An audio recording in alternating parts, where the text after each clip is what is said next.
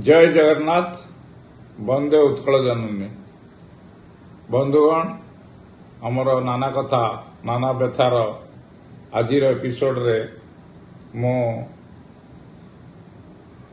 प्रथमे आमर सांप्रतिक राजनीतिक व्यवस्था एवं जो विधानसभा कथा मु 2 दिन आनी कहूची। आज तो रविवार थिला तेणु विधानसभा आज नथिला। आसंता काली की अपेक्षा कराई। आसंता काली विधानसभा चालुची कि बंद रहिबो सेटा समय ही कहबो। मुख्य कथा होची आजिर मोर प्रसंग होची जे आमर जो मंदिर रे धाड़ी दर्शन जगन्नाथ मंदिर रे जो धाड़ी दर्शन व्यवस्था से दिन को दिन घुची घुची जाउची। प्रथमे कहा जाउथला जे दुर्गा पूजा पूर्व धाड़ी दर्शन व्यवस्था हम एवं कहगलानी जे दीपावली आड़क पुणी धाड़ी व्यवस्था हम। मझिरे जेहेतु कार्तिक मास व्रतधारी माने भिड़ करेंगे से धाड़ी दर्शन व्यवस्था कराजीवनी तापरे धाड़ी दर्शन व्यवस्था करिवो। ता छड़ा जो नीति श्रृंखला कथा कहा जाउची कि आपण मानकर जो श्रीमंदिर जो रत्न भंडार गणति कथा कहा जाउची ता मध्य कहा जाउची 23 तारिख दिन गणति कार्य आरंभ हेबो। इतिमध्यरे गोटे नुआ कथा देखा मिली जे राज्य सरकार जो कहते नूतन सरकार जो तांकर विभिन्न प्रकार निर्वाचन बेले प्रतिश्रुति देते तादरे निशा विरोध कही जे राज्य रे निशा को निवारण करा व्यवस्था करा किंतु उल्टा गतकाली प्रकाश पाई जे जो सबू दुकान गुड़िक बंद रही गत सरकार समय रे सही मद दुकान गुड़ाक खोलिया सहित आहरी अधिक मद दुकान विभिन्न जगार स्थापन करा तेणु यही सब को दृष्टि देखिले एपटे निशा मुक्ति कथा कहतुवा सरकार सेपटे निशा उपरे रोक लगाइबा दूरे थाउ निशार बहुलता करुथुवा एक बड़ दुख पर तापर विषय जनसाधारण सब कथा कहि पारु नथले मध्य देखुचंती को भली भाव रे सरकार तार कार्यावली करुछि। एपटे गोटे कथा कहा जाउछि सेपटे गोटे कथा करा जाउछि।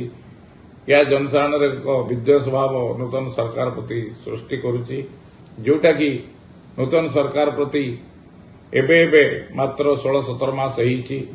तारि भितर जदि एभली भाव रे नकारात्मक कार्यक्रम आपण माने जानती जे वर्तमान गत 2 दिन तले एक खबर विभिन्न गणमाध्यम आसिला जे मंत्रिमंडल संप्रसारण एबे कौनसी हबार चांसेस नहीं कहीं ना ताकू पुणी दीपावली आड़कू गुजई दिगला एवं पार्वण ऋतु पर दीपावली आड़िकी जदि हम मंत्रिमंडल संप्रसारण हम।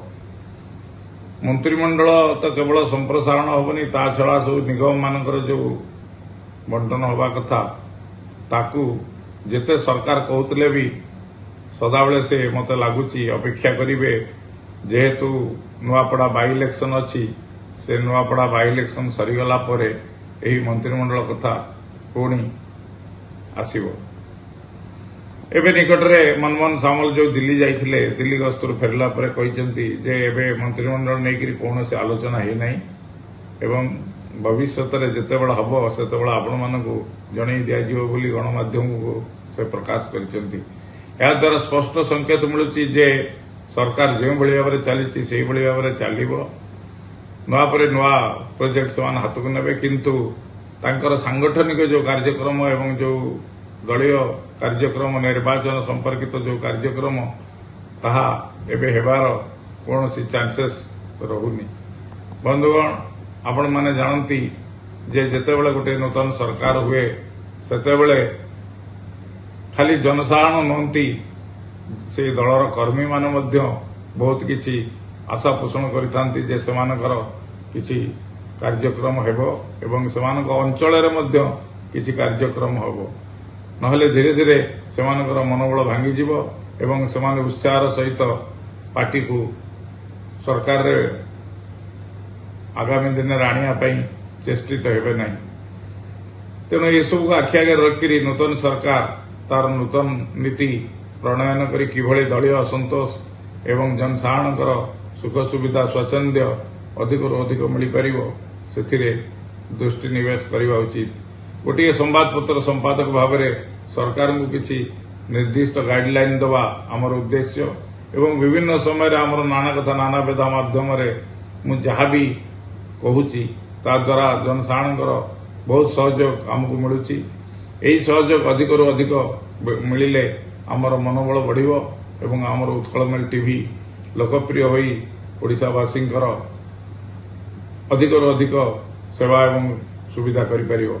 बंधुगण गोटे संवादपत्र हो कि मीडिया हाउस हो जनसाधारण होउचंती पाठक होउचंती एवं जो माने देखुचंती दर्शक सेही माने होउचंती एही सब संस्था मानकर मुख्य कार्यवाही एवं से माने जदि अनुरूप भाव में सेमानकर मतामत एवं मंतव्य न देवे ताहले जेकोसी गोटे मीडिया हाउस हो से उपकृत हो पार ना कि जनसाधारण को क्वालिटी जिनस दे पार ना। मु आशा करुच्ची आपण मैंने समस्त वीडियो को लाइक शेयर करने सहित से किसी मतामत दिंतु एवं से मतामत आमको आगेबार साहाय्य करिवो। जय हिंद जय जगन्नाथ। वंदे उत्कल जननी।